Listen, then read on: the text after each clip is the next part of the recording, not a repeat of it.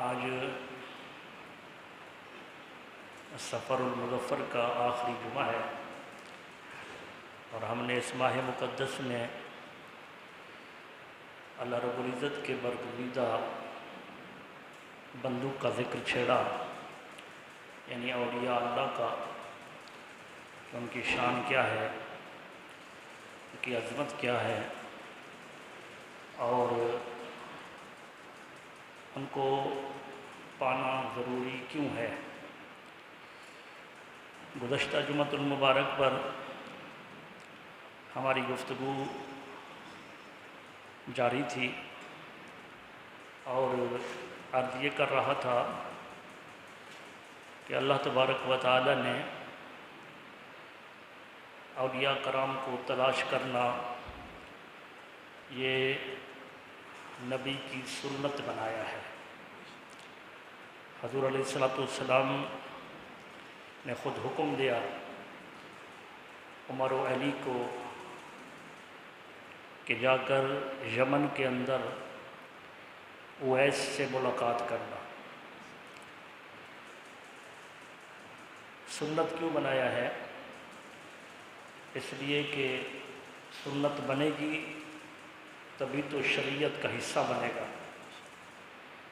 اگر نبی کی سنت نہ بنتی تو پھر یہ شریعت کا حصہ نہ بنتا۔ جو ولی کی سنت ہوتی ہے وہ شریعت نہیں بنتی۔ ولی کی سنت برکت ہوتی ہے، کسی ولی کی سنت پر طریقے پر چلو تو وہ برکت ہے، نبی کی سنت پر چلو تو یہ شریعت ہے۔ تو رب کائنات نے چونکہ اس امر کو، اس کام کو، ولیوں کی تلاش کو شریعت بنانا تھا، اس وجہ سے نبی کی سنت بنا دیا۔ تو حضور علیہ السلام نے جب عمر و علی کو بھیجا، مسلم شریف کی حدیث کے حوالے سے میں نے اس بات کو اختتام پذیر کیا۔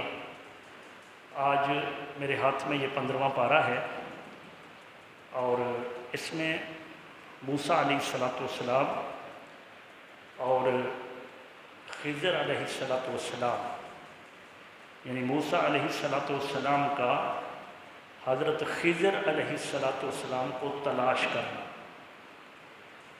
اور اختلافی قول تو ہے کہ خضر نبی ہیں یا ولی ہیں، لیکن احوط اور اقوم قول یہ ہے کہ حضرت خضر علیہ السلام نبی نہیں ہے، ولی ہے۔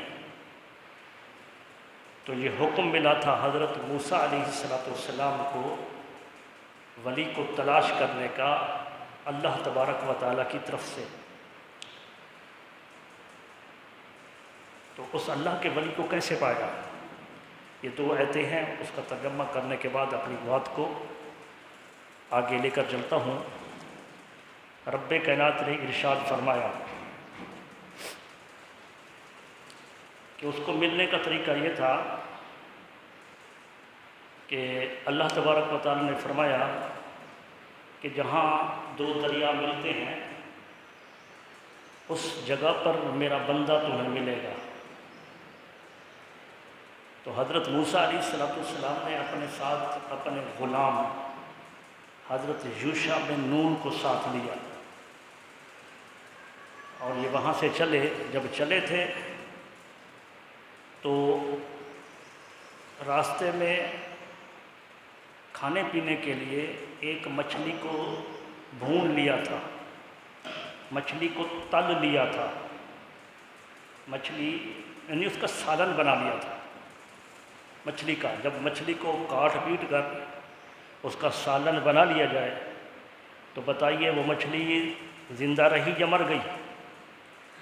بھئی اس کو چیرا، اگر بھونا اس کو آگ پر، جیسے مچھلی والے بناتے ہیں تو بیچ میں ان کا مواد نکال کر اس کو آگ پر رکھ دیا تب بھی مر گئی، اگر سالن بنایا ٹکڑے ٹکڑے کر دیا تب بھی مر گئی۔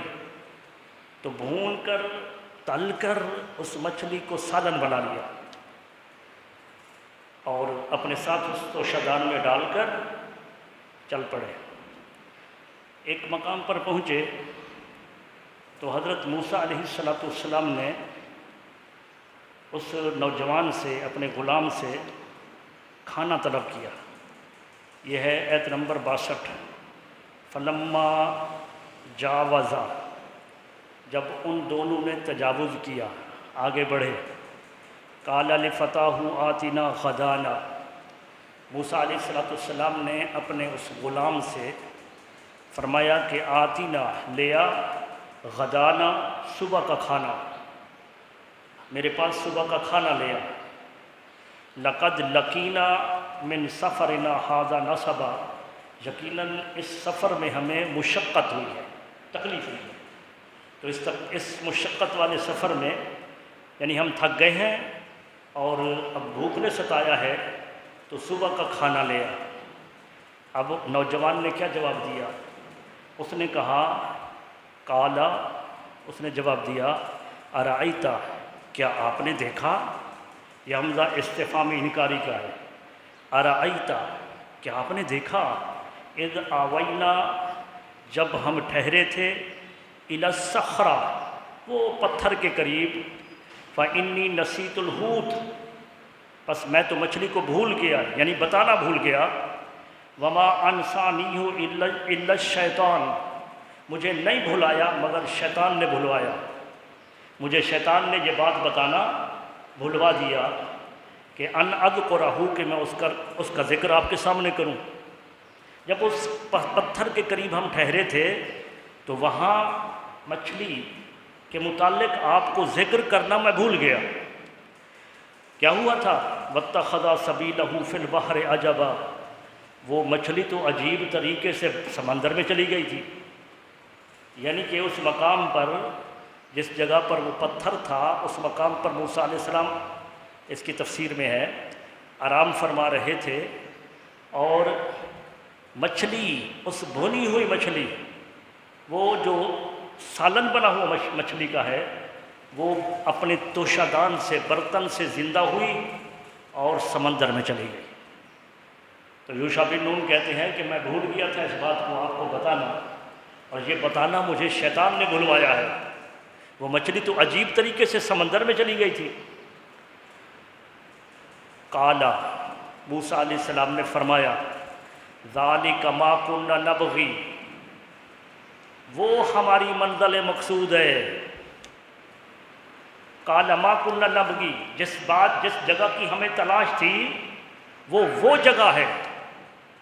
اب یہ اللہ کا قرآن ہے، کہاں یہ باتیں کرنا کہ اللہ کے ولی کی کتنا طاقت ہے۔ اب قرآن مجید تو یہ بتا رہا ہے کہ اللہ کے ولی کی طاقت کتنا ہے، جس فضا کے اندر اللہ کا ولی سانس لیتا ہے، جس فضا میں اللہ کا ولی رہتا ہے، اس فضا، اس آب و ہوا کو اللہ تبارک و تعالیٰ نے یہ قدرت اور طاقت عطا کی ہے کہ وہ آب و فضا بھی مردوں کو زندہ کرتی ہے۔ وہ بھونی ہوئی مچھلی کیوں زندہ ہو گئی؟ اس جگہ پر اللہ کا بندہ رہتا تھا۔ موسیٰ علیہ السلام سے جب تذکرہ کیا گیا کہ وہ تو بھول گیا تھا، فلاں مقام پر مچھلی زندہ ہو گئی تھی، تو فرمایا کہ ذالک ما کنا نبغی، وہ ہماری منزل مقصود ہے، جس جگہ کے لیے، تلاش کے لیے ہم نکلے تھے، وہ مقام ہے۔ فرتدا علی آثارہما قصصا، فرتدا، دونوں واپس پلٹے، اپنے قدموں کے نشانوں پر واپس پلٹے۔ یوشع بن نون موسیٰ علیہ السلام کے ساتھ واپس پلٹے، اور رب کائنات آگے فرما رہا ہے، فوجدا عبدا من عبادنا، پس ان دونوں نے ہمارے بندوں سے اس بندے کو پا لیا، ہمارے بندے کو اس مقام پر دونوں نے پا لیا۔ اب اللہ تبارک و تعالیٰ نے موسیٰ علیہ السلام کو بھیجا، جو افضل ہے خضر سے، کیونکہ احوط اور اقوم قول یہ ہے کہ خضر ولی ہے، نبی نہیں۔ تو ولی کی اللہ تبارک و تعالیٰ نے نبی کو بھیجا تاکہ نبی کی سنت بن جائے، افضل ہو کر مفضول کے پاس جا رہا ہے تاکہ نبی کی سنت بن جائے، اور نبی کی سنت شریعت کا حصہ بنتا ہے۔ اور ولی کی سنت شریعت کا حصہ نہیں بنتا، وہ برکت بنتی ہے۔ تو اللہ تبارک و تعالیٰ نے یہ آگے واقعہ تو دلچسپ ہے، اگر فرصت ہو تو کوئی بھی ترجمہ، میرے پاس تو ترجمے والا نہیں ہے، کوئی بھی ترجمہ اٹھا کر یہ آخری 2 رکوع اور آدھا رکوع جو 16ویں پارے میں ختم ہو رہا ہے، آپ ان کا ترجمہ ہی پڑھ لیں، ترجمہ ہی اس کا پڑھ لیں۔ ترجمے کے اندر بھی پتہ چلے گا کہ اللہ تبارک و تعالیٰ، کیونکہ یہ اس مقام پر آگے رب کائنات نے فرمایا فَوَجَدَ عَبْدًا مِّنْ عِبَادِنَا، بس ان دونوں نے ہمارے بندوں میں سے ایک بندے کو پا لیا۔ وہ بندہ کیسا تھا؟ آتَيْنَاهُ رَحْمَةً مِّنْ عِنْدِنَا، جس کو ہم نے اپنی رحمت کا وافر حصہ عطا کیا تھا۔ وَعَلَّمْنَاهُ مِن لَّدُنَّا عِلْمًا، اور جسے ہم نے اپنی طرف سے علم لدنی عطا کیا تھا، علم لدنی عطا کیا تھا۔ تو علم لدنی تھا جس کی وجہ سے موسیٰ علیہ السلام ان کے تلاش میں گئے ہیں، اور پھر موسیٰ علیہ السلام جا کر وہاں اللہ تبارک و تعالیٰ فرما رہا ہے قال لہ موسیٰ، موسیٰ علیہ السلام نے ان سے عرض فرمایا کہ هل اتبعک علی ان تعلمنی مما علمت رشدا، کیا میں تمہاری اتباع کر سکتا ہوں کہ آپ مجھے سکھائیں جو رشد و ہدایت کا علم اللہ نے آپ کو عطا کیا ہے۔ یہ کون کہہ رہا ہے؟ نبی کہہ رہا ہے ولی سے، نبی ولی سے کہہ رہا ہے کہ جو رشد و ہدایت کا علم اللہ نے آپ کو عطا کیا ہے، تو کیا میں آپ سے وہ چیز سیکھ سکتا ہوں؟ حل اتبعک، میں آپ کی اتباع کر سکتا ہوں، ان تعلمنی، یہ سیکھنے کے لیے جو اللہ نے آپ کو رشد و ہدایت کا علم عطا کیا ہے۔ آگے اللہ کے ولی نے کیا کہا؟ انہوں نے فرمایا قال انک لن تستطیع معی صبرا، تو میرے ساتھ رہ کر صبر نہیں کرے گا، علم تو سیکھے گا، صبر نہیں کرے گا۔ آگے میں چونکہ پھر یہ مضمون جو آج ختم کرنا ہے، یہ اگر اس کے تفسیر میں آگے جاؤں کہ وہ تین مقام پر کچھ عمل کیا اللہ کے ولی نے، تینوں مقام پر اللہ کے نبی نے اعتراض کیا، پھر ان کی جدائی ہو گئی۔ اس مکمل کا سوال اور جواب اور ان کا نتیجہ یہ 16ویں پارے کے جو پہلا رکوع جہاں ختم ہو رہا ہے، صرف ترجمے کے اندر ہی موجود ہے، تفسیر میں جانے کی ضرورت بھی نہیں ہے۔ سب سے پہلے وہ کشتی میں سوار ہوئے، تو کشتی جو ہے وہ اس کو جو ہے کشتی والوں نے عزت کی تو کشتی کو ہی توڑ دیا خضر علیہ السلام نے۔ موسیٰ علیہ السلام نے پہلا اعتراض کر دیا، کیوں توڑی؟ فرمایا میں نے کہا تھا کہ میرے ساتھ رہ کر صبر نہیں کرو گے، بس آگے اعتراض نہیں کروں گا۔ آگے بچے کھیل رہے تھے جو ان میں خوبصورت اور پیارا بچہ تھا، ان کی گردن کو مروڑ کر قتل کر دیا۔ موسیٰ علیہ السلام نے پھر اعتراض کر دیا کہ یہ کیا کیا، کیا قصور تھا اس کا؟ اللہ کے نبی، اللہ کے ولی نے کہا کہ میں نے نہیں کہا تھا کہ میرے ساتھ رہ کر تم صبر نہیں کرو گے؟ انہوں نے کہا بس آخری موقع، اب اعتراض کروں تو تیری اور میری جدائی۔ 16واں پارہ شروع۔ پھر گئے ایک بستی کے اندر، انطاکیہ کی بستی میں، انطاکیہ کی بستی میں کھانا طلب کیا، انہوں نے کھانا نہیں دیا، انہوں نے کھانا نہیں دیا۔ حضرت خضر علیہ السلام جب باہر نکلنے لگے بستی سے تو ایک دیوار گر رہی تھی۔ موسیٰ علیہ السلام سے عرض کی کہ ایسا کرتے ہیں، یہ دیوار گر رہی ہے، اس کو بنا دیتے ہیں۔ اللہ کا نبی اور اللہ کا ولی دیوار کو بنا رہا ہے، اس بات پر بھی موسیٰ علیہ السلام نے اعتراض کر دیا۔ عجیب آدمی ہیں، انہوں نے کھانا نہیں دیا اور آپ ان کی دیواریں درست کر رہے ہیں۔ اب جدائی ہو گئی، جدائی ہوئی اور اس کے آگے سوالوں کے جواب ہیں۔ میں کہا اگر چلو ٹھیک ہے جدائی ہو گئی، لیکن یہ تو بتا دیجئے اس میں راز کیا ہے؟ یہ جو کشتی کو توڑا اس کی وجہ کیا ہے؟ یہ جو بچے کو قتل کیا اس کی وجہ کیا ہے؟ دیوار کو درست کیا اس کی وجہ کیا ہے؟ یہ قرآن کی تشریح نہیں کر رہا، قرآن کا ترجمہ کر رہا ہوں، آپ 2 رکوع کو پڑھیں تو صحیح۔ تو پہلی بات یہ تھی کہ جب کشتی کو توڑا تو خضر نے عرض کی کہ اللہ کے نبی، کشتی کو اس وجہ سے توڑا تھا کہ بادشاہ کشتیاں چھین رہا ہے، شادی ہے ان کے، کوئی فنکشن ہے، تو وہ کشتیاں چھین رہا ہے۔ میں نے اس کشتی کا پھٹا اکھیڑ کر اس کو عیبدار کر دیا تاکہ یہ غریب لوگ ان سے، جب عیبدار کشتی ہوگی تو بادشاہ چھینے گا نہیں۔ انہوں نے ہمارے ساتھ بھلا کیا، ہماری تکریم کی، ہمیں عزت سے بٹھایا، ہم سے کرایہ نہیں لیا، تو ہم نے بھی ان کے ساتھ بھلا کیا۔ اس نے کہا ہاں یہ بات تو درست ہے۔ بچے کو قتل کیوں کیا؟ بچے کو اس وجہ سے قتل کیا کہ بچے کی پیشانی پر لکھا ہوا تھا شقی۔ اللہ کے ولی کی طاقت کیا ہے؟ پیشانی پر لکھا تھا شقی، بدبخت۔ یہ بدبختی ان کے والدین کو بھی گمراہ و کافر کر دیتی۔ میں نے بچے کو مار دیا، اللہ کی بارگاہ میں دعا کر دی، باری تعالیٰ ان کے والدین نیکوکار ہیں، انہیں اس سے بھی زیادہ خوبصورت اور نیکوکار بیٹا عطا کر۔ انہوں نے کہا یہ بھی اچھا کیا۔ دیوار کو درست کیوں کیا؟ دیوار کو اس وجہ سے درست کیا کہ بستی والوں کا فعل اپنے مقام پر، انہوں نے کھانا ہم نے مانگا، بھوکے تھے، کھانا نہیں دیا، لیکن جہاں سے نکل رہے تھے اور دیوار کو درست کیا تو وہ گھر یتیم بچوں کا ہے۔ وہ دیوار اگر گر جاتی، وہ چھوٹے کمسن نابالغ بچے، ان کے لیے ان کے والد نے اس دیوار کے نیچے خزانہ چھپایا ہے۔ اگر دیوار گر جاتی خزانہ ظاہر ہو جاتا، یتیم بچوں کے خزانے کا مالک کوئی اور ہو جاتا۔ ہم نے دیوار کو درست کر دیا، بچے جوان ہو جائیں گے، بالغ ہو جائیں گے، یہ خزانہ انہیں مل جائے گا۔ لیکن میں ایک اختصار کے ساتھ یہ ترجمہ آپ کے سامنے رکھ دیا کہ اللہ تبارک و تعالیٰ کے ولی کی تلاش میں کون گئے ہیں؟ حضرت موسیٰ علیہ السلام۔ اب یہ پچھلا مضمون ختم، کیونکہ گفتگو تو اس پر ہے، وقت جلدی ختم ہو جاتا ہے۔ ابھی 22 منٹ بھی ہو گئے، مجھے جلدی دیر ہو جاتی ہے، میں جو سوچ کر آتا ہوں نا تو وہ سوچ ادھر ہی رہ جاتی ہے۔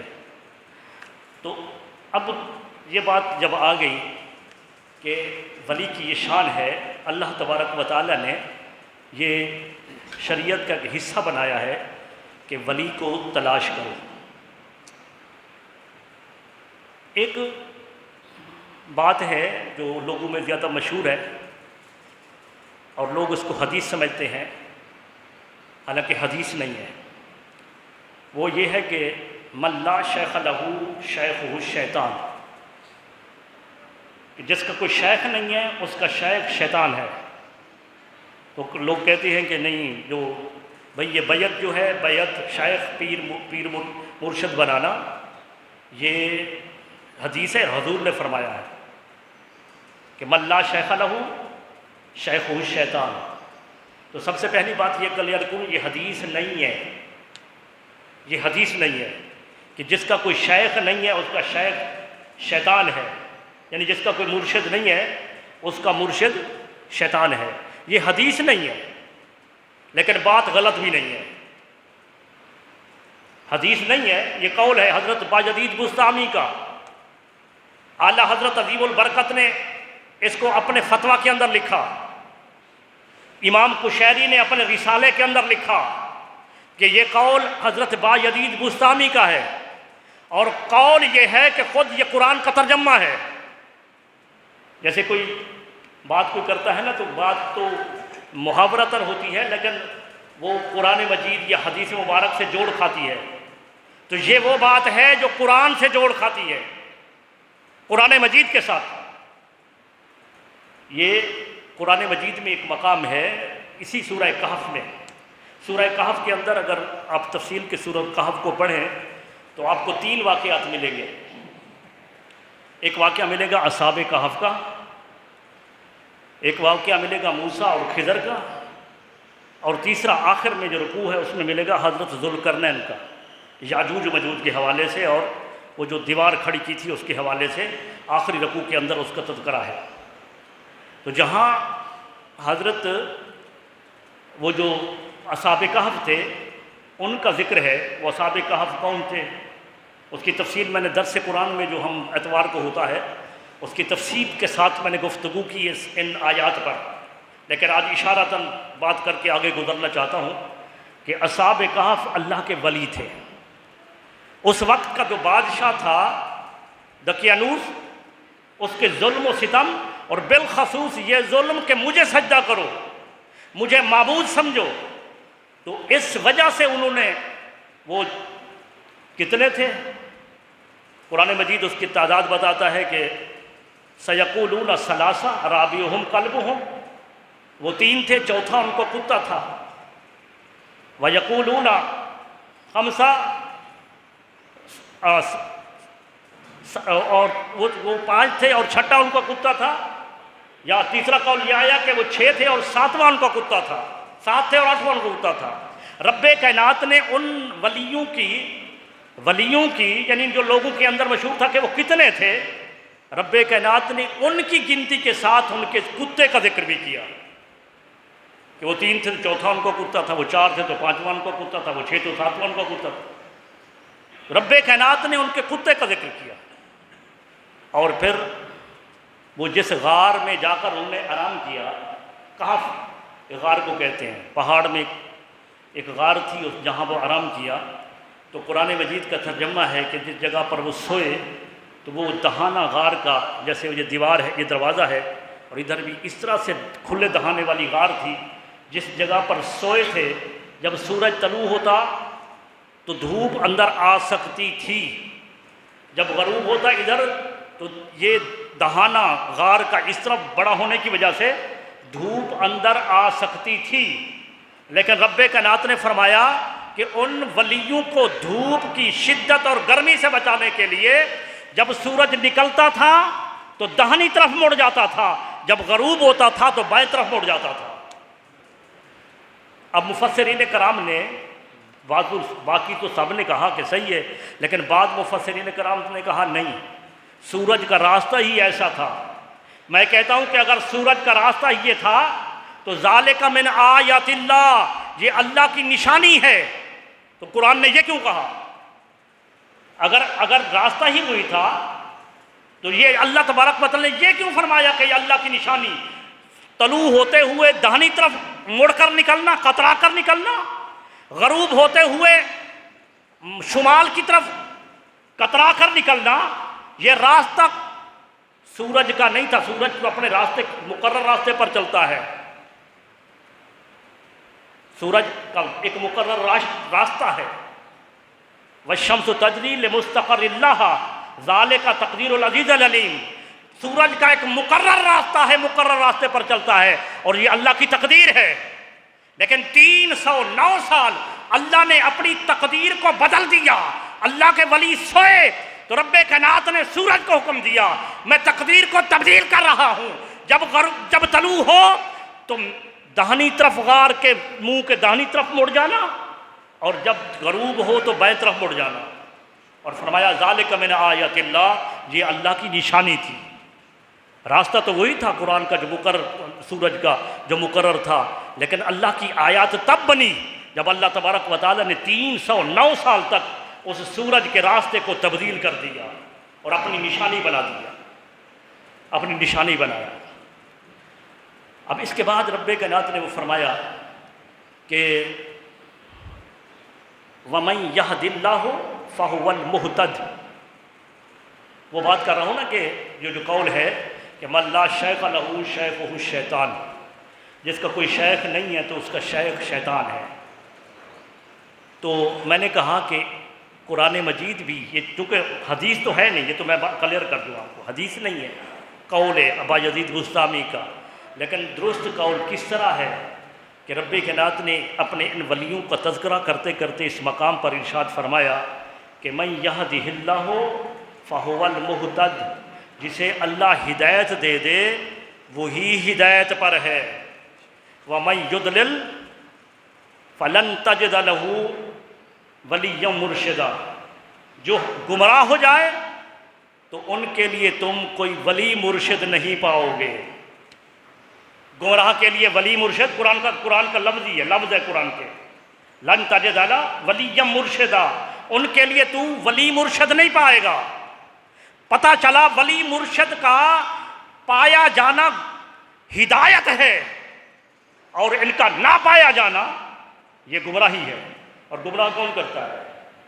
گمراہ شیطان کرتا ہے۔ اگر ولی مرشد کامل مل جائے تو پھر ان کے ہاتھ میں ہاتھ دینا جو ہے یہ سنت بھی ہے۔ حضور علیہ السلام نے حدیبیہ کے مقام پر 1400 صحابہ سے بیعت لی کہ نہیں لی؟ ان الذین یبایعونک انما یبایعون اللہ، اے حبیب صلی اللہ علیہ وسلم یہ آپ کے ہاتھ پر جو بیعت کر رہے ہیں یہ آپ کے ہاتھ پر نہیں بلکہ اللہ تبارک و تعالیٰ کے ہاتھ پر بیعت کر رہے ہیں۔ ید اللہ فوق ایدیہم، ان کے ہاتھوں پر اللہ کا ہاتھ ہے۔ تو سنت تو بن گئی نا بیعت، لیکن بات وہی ہے کہ کامل کے ہاتھ میں ہاتھ دینا ہے۔ کامل کے ہاتھ میں ہاتھ دے دیا تو اب اس میں بہتری یہ ہے کہ رب کائنات نے اسی سورہ کہف کے اندر ارشاد فرمایا وَاصْبِرْ نَفْسَكَ مَعَ الَّذِينَ يَدْعُونَ رَبَّهُمْ بِالْغَدَاةِ وَالْعَشِيِّ، کہ اپنے آپ کو جوڑ لے ان لوگوں کے ساتھ جو صبح شام اللہ کا ذکر کرتے ہیں، جو اللہ تبارک و تعالیٰ کے ذاکرین ہیں۔ اب آپ ان کی عظمت سنیے، اللہ تبارک و تعالیٰ نے فرمایا کہ ان کے ساتھ جڑ جا، ان کے ساتھ جڑ جا جو صبح شام اللہ تبارک و تعالیٰ کا ذکر کرتے ہیں۔ یریدون وجہہ، ان کی آرزو یہ ہے کہ وہ میرے مکھڑے کے متلاشی ہیں، وہ میری رضا چاہتے ہیں۔ ان کی عبادت اور ریاضت لوگوں کے دکھاوے کے لیے نہیں ہوتی بلکہ میری رضا کے لیے ہوتی ہے، میری رضا کے لیے ہوتی ہے۔ اور کیا ہے، تم نے کیا تعلق رکھنا ہے اپنے اس میرے ولی کے ساتھ؟ وَلَا تَعْدُ عَيْنَاكَ عَنْهُمْ، ان کی نگاہیں میرے چہرے پر رہتی ہیں۔ وَلَا تَعْدُ عَيْنَاكَ عَنْهُمْ، تمہاری نگاہیں ان کے چہرے پر رہیں، تمہاری نگاہیں ان کے چہرے پر رہیں۔ اس مقام پر جب یہ کچھ آیت کریمہ، میرے خیال میں سورہ کہف کی آیت نمبر 28 ہے یہ آیت کریمہ، اس سے پہلے رب کائنات نے کتے کا، اللہ کے ولیوں کو اور کتے کا ذکر کیا۔ کیوں، کیا ضرورت تھی کتے کا ذکر کرنے کی؟ میرے پاس، آپ کے پاس کوئی مہمان آ جائیں تو وہ آئیں تو کیا خیال ہے، وہ ان سے پوچھیں گے کہ ابھی کتنے لوگ ہو، تو ان کے وہ کسی گھوڑے پر سوار ہو کر کہیں گے وہ کہ 4 آدمی ہم ہیں اور 2 گھوڑے بھی ہمارے ساتھ ہیں، 5 آدمی ہم ہیں اور 2 کتے بھی ہمارے ساتھ ہیں۔ کتا اگر ساتھ کہیں سے ہو لیا یا گھر سے آ گیا تھا، کتے کا ذکر کوئی نہیں کرتا، لیکن رب کائنات نے اس کتے کا ذکر قرآن مجید کا مضمون بنایا۔ وَقَلْبُهُمْ بَاسِطٌ ذِرَاعِهِ بِالْوَسِيدِ، قرآن نے تو کتے کے بیٹھنے کی ادا کو بھی بیان کیا۔ قلبہم، میں سوچ میں پڑ گیا کہ کیا وجہ ہے، کتے کا ذکر کیوں ہو رہا ہے؟ کتا نجس چیز ہے، پلید چیز ہے، تو پتہ چلا کہ ہاں یہ قلبہم جو بار بار آ رہا ہے، تو کوئی عام کتا ہوتا تو اسے ذکر کرنے کی ضرورت نہ تھی، لیکن یہ عام کتا نہ تھا، قلبہم یہ ان کا کتا تھا، یہ ان کا کتا تھا۔ اور آپ قرطبی اٹھائیے، قرطبی، آپ تفسیر ساوی اٹھائیے، تفسیر خازن اٹھائیے، آپ عربی کی جو بھی تفسیر اٹھائیں گے مضمون ہر کتاب میں آپ کو برابر ملے گا، لیکن امام قرطبی نے تفصیل کے ساتھ بیان کیا۔ جب وہ اللہ کے ولی، وہ اصحاب کہف، وہ جب آ رہے تھے تو ایک چرواہا بھی ساتھ ہو لیا، تو چرواہا کا کتا بھی ساتھ ہو لیا۔ اب انہوں نے کتے کو پتھر مارے، بھئی بھاگ جا، تیرے کام بھونکنا ہے، بھونکے گا، دشمن ہم تو چھپنے جا رہے ہیں، جہاں ہم چھپیں گے تو بھونکے گا تو دشمن ہم پر آ جائے گا ہمارے پاس۔ کتے نے، امام قرطبی نے وہ لکھا، امام قرطبی نے تفسیر قرطبی میں لکھا کہ کتے نے اپنے ٹانگیں آگے اٹھا کر انسان کی طرح اللہ کی بارگاہ میں دعا کی، باری تعالیٰ مجھے زبان عطا کر، میں ان سے کچھ گفتگو کر سکوں۔ تو کتے کو زبان عطا ہوئی تو کتے نے کہا میں بھونکنے والا کتا نہیں ہوں، مجھے دوڑاؤ مت۔ تفسیر قرطبی کا حوالہ دے رہا ہوں، بات نہ ہو تو ذمہ دار ہوں۔ کتے نے ہاتھ اٹھا کر، اپنے اگلے بازو اٹھا کر، ٹانگیں اٹھا کر، اس نے اب جو اس کو زبان عطا ہوئی تو جب انہوں نے کہا تو پھر انہوں نے اس بات کو عجیب سمجھا، کتا بھی بات کر رہا ہے اور یہ کہہ رہا ہے کہ بھونکنے والا نہیں ہوں، تو ان کو ساتھ لے لیا۔ اب یہ غار کے اندر رہے، کتا غار کے دہانے پر، منہ پر۔ 6 مہینے کے بعد اندر اللہ کے ولیوں کی کروٹ تبدیل ہوتی تھی تو باہر غار کے دہانے پر بیٹھے ہوئے کتے کی کروٹ بھی تبدیل ہو جاتی۔ 309 سال وہ اللہ کے ولی بغیر کھائے پیے غار میں زندہ رہے، یہ کتا بھی 309 سال غار کے دہانے پر بغیر کھائے پیے زندہ رہا۔ سوال پیدا ہوتا ہے نا کہ وجہ کیا ہے؟ وہ تو اللہ کے ولی تھے، اللہ کے ولی، اللہ انہیں کھلاتا پلاتا ہے، لیکن وہ کتا کیسے زندہ رہا؟ پتہ چلا کہ جو فیض اللہ تبارک و تعالیٰ کا اپنے ولیوں کو ملتا تھا، جس نے اپنا ناتا تعلق ان ولیوں سے جوڑ لیا تھا، تو اللہ کے فیض سے وہ کتا بھی محروم نہیں گیا، اللہ کے فیض سے وہ کتا بھی محروم نہیں گیا۔ قرآن مجید ایسے پڑھ لیتے ہیں، کبھی سوچ بھی لیا کریں، یہ قرآن ہے۔ تو اس کے بعد آگے رب کائنات نے ربط بین الآیات کہ آگے اللہ نے فرمایا، جب کتے کا ذکر کر لیا تو آگے فرمایا وَاصْبِرْ نَفْسَكَ مَعَ الَّذِينَ يَدْعُونَ رَبَّهُمْ بِالْغَدَاةِ وَالْعَشِيِّ، اے بندے تو بھی اللہ والوں کے ساتھ اپنا تعلق ناتا رشتہ جوڑ لے، تو بھی تعلق جوڑ لے۔ جب ایک کتے نے تعلق جوڑ لیا، میرے فیض سے وہ خالی نہیں گیا، تو انسان ہے، تو کیسے خالی جائے گا؟ اب آخری 2 حدیثیں اور اس کے بعد کیونکہ ٹائم قریب پہنچ چکا ہے کہ ان کے ساتھ تعلق کا فائدہ کیا ہے، اللہ والوں کے ساتھ تعلق کا فائدہ کیا ہے؟ بخاری اور مسلم کی متفق علیہ حدیث، بخاری اور مسلم کی متفق علیہ۔ اب ہماری صورتحال یہ ہے کہ ہم یہ قرآن مجید اور احادیث مبارکہ کا جہاں پر کہیں عرائض، کہیں میلے لگتے ہیں، کہیں عرس ہوتا ہے، کہیں میلے لگتے ہیں۔ اب ہم جب کہیں میلے پر بھی کسی عالم دین کو بلا لیا جائے اور وہ گدی نشین، وہ اس قابل نہیں کہ وہ اسے اللہ کا ولی کہا جا سکے، وہ تو میلے پر کتوں کی لڑائیاں کراتا ہے، ریچھوں کی لڑائیاں کراتا ہے، پیسہ بنانے کے لیے موت کے کنویں اور سرکش لگتے ہیں، لیکن وہاں جا کر وہ دربار ہے، بے شک اللہ کا مقرب بندہ تھا، اس نے اپنی سب کچھ جو ہے وہ اللہ کی رضا کے لیے کیا، اب اس کی جو اولاد ہے اس نہج سے ہٹ چکی۔ یہ وراثت تو نہیں ہے نا، یہ وراثت نہیں ہے، یہ ہم نے بنا لیا ہے کہ ہم باپ بھی پیر تھا تو بیٹا بھی پیر۔ بھئی یہ تو عمل ہے، یہ تو محنت ہے، یہ تو مجاہدہ ہے، یہ تو مشقت ہے۔ اگر کریں گے تو والد کا فیض بھی ملے گا اپنے مقام پر، لیکن اگر نہیں ہے تو وہ پیر کہاں کا ہے؟ اب وہاں جا کر ایسی تقریر کرو تو لوگ سمجھ رہے ہوتے ہیں کہ او جو گدی نشین بیٹھا ہے نا، یہ بد عمل، یہ سب کچھ اسی کے لیے ہے، اس کے لیے نہیں ہوتا ہے۔ میں بات کو کلیئر کر دوں، جو ہے اللہ کا ولی، جو اللہ تبارک و تعالیٰ کا ذکر کرنے والا اور اللہ تبارک و تعالیٰ کی خاطر اس کی عبادت ریاضت کرنے والا، یہ صرف اس کے لیے ہے۔ تو اب میں بتا یہ رہا تھا کہ ان کے تعلق کا کیا فائدہ ہے۔ حدیث پاک میں ہے، حدیث پاک میں بخاری اور مسلم کی متفق علیہ حدیث، میری ڈائس پر جہاں مطالعہ کرتا ہوں، میری لائبریری میں بخاری اور مسلم ابھی بھی نیچے رکھی ہیں۔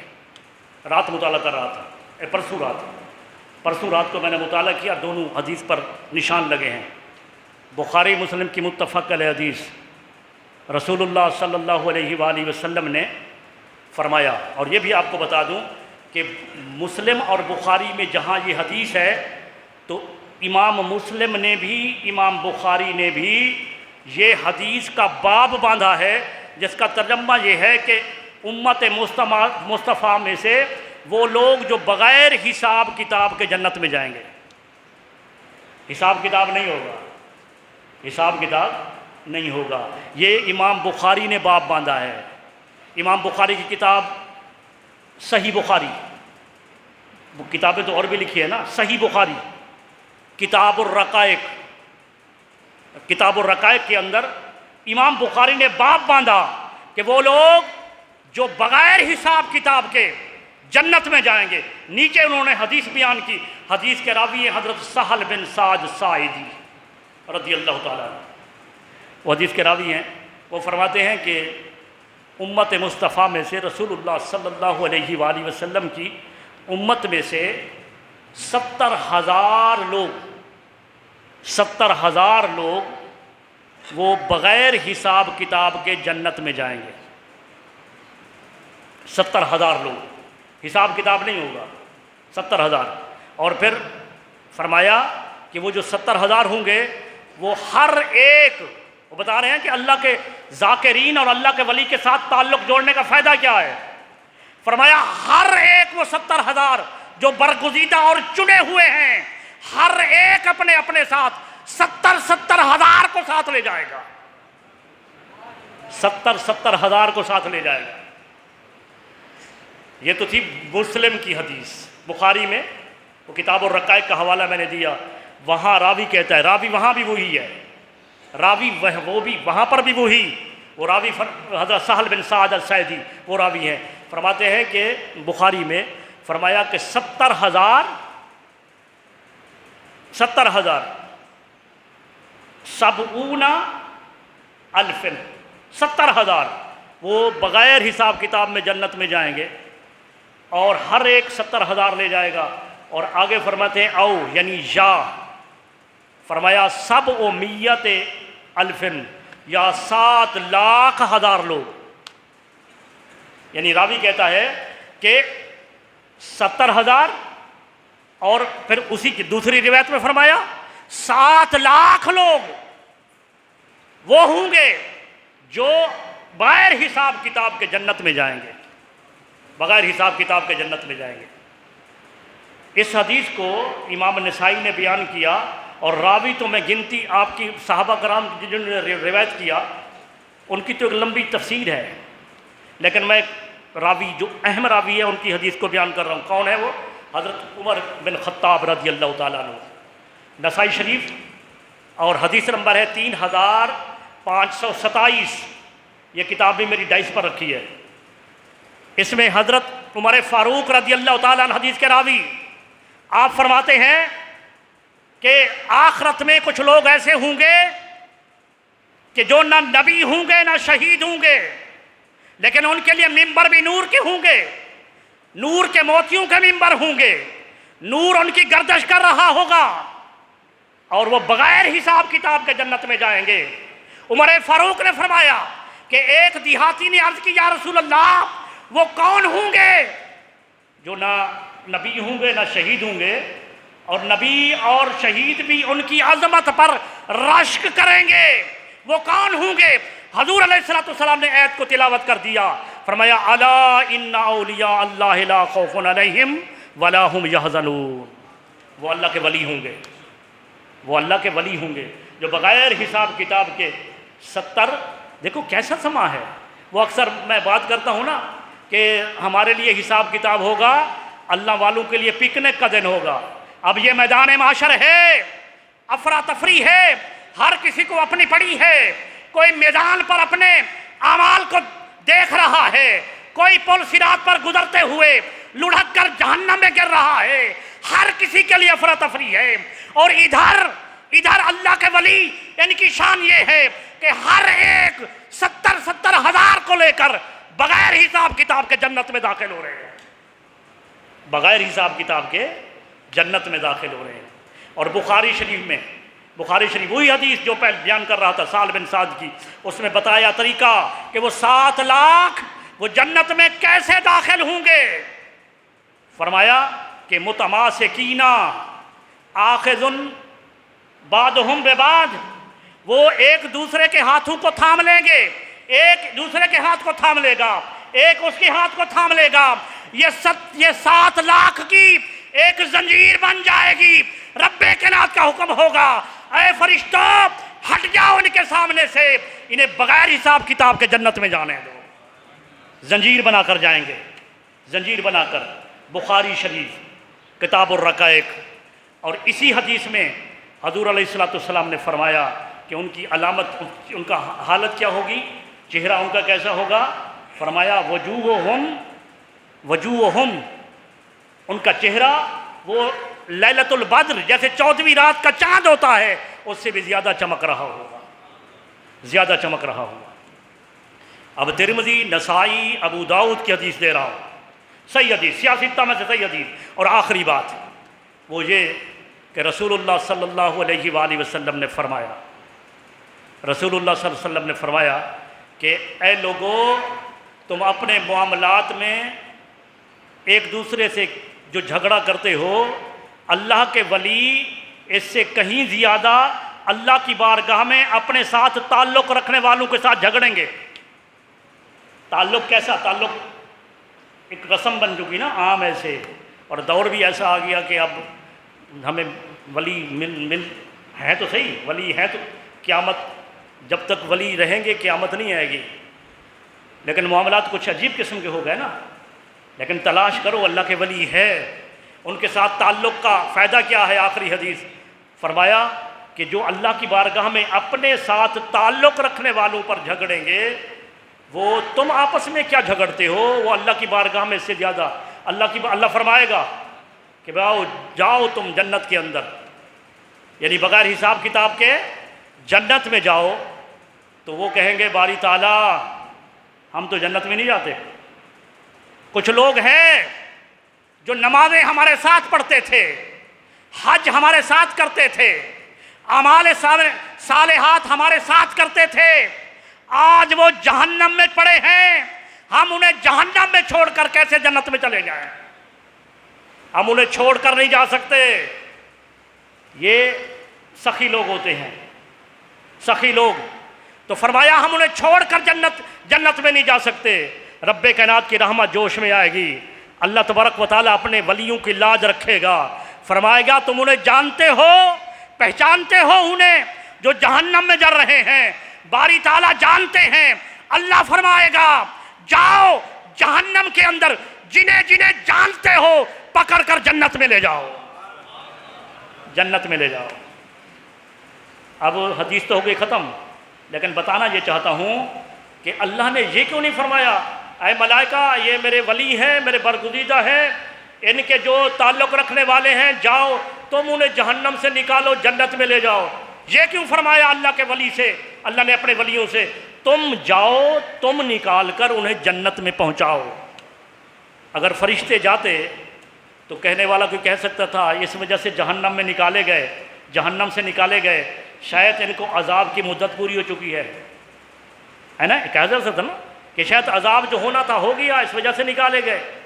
کوئی کچھ اور کہہ سکتا تھا، کچھ اور سمجھ سکتا تھا، لیکن رب کائنات نے فرمایا نہیں، اے میرے برگزیدہ بندو، میرے ولیوں، تم جہنم میں جا کر اپنے ہاتھ سے انہیں نکالو تاکہ دوزخ کے لوگوں کو پتہ چلے انہیں ولی نکال کر لے جا رہے ہیں، ولی نکال کر لے جا رہے ہیں۔ تو بس یہ حدیث اور قرآن کی آیات سنانے کا مقصد یہ تھا کہ اللہ تبارک و تعالیٰ کے ولیوں کے ساتھ ناطہ تعلق جوڑو۔ اب مسند احمد کی ایک حدیث